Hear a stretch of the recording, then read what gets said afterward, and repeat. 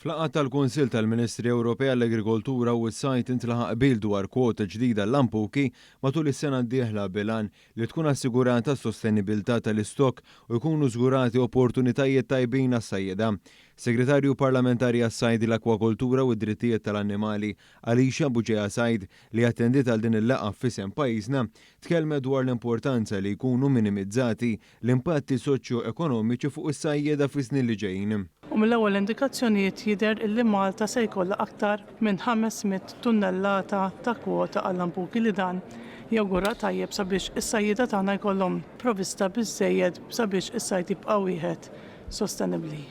Buġeja Sajd defendit ukoll il-pożizzjoni ta' pajjiżna brabta mal-kwota tat-ton kif saħqet li din l-allokazzjoni għandha tibqa' magħluqa għall-Unjoni Ewropea.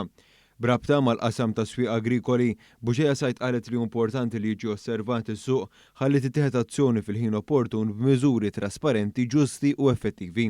Rigward il-ħarsien tal-annimali li wkoll qed ikun diskuss fl-laqgħat li qed tattendi għalihom is-Segretarju Parlamentari Buġeja Sajd, intqal kif pajjiżna qed jappoġġja proposti tal-Kummissjoni Ewropea dwar it-tnissil tal-klieb u l-qtħates li diġà ddaħlu f'Malta.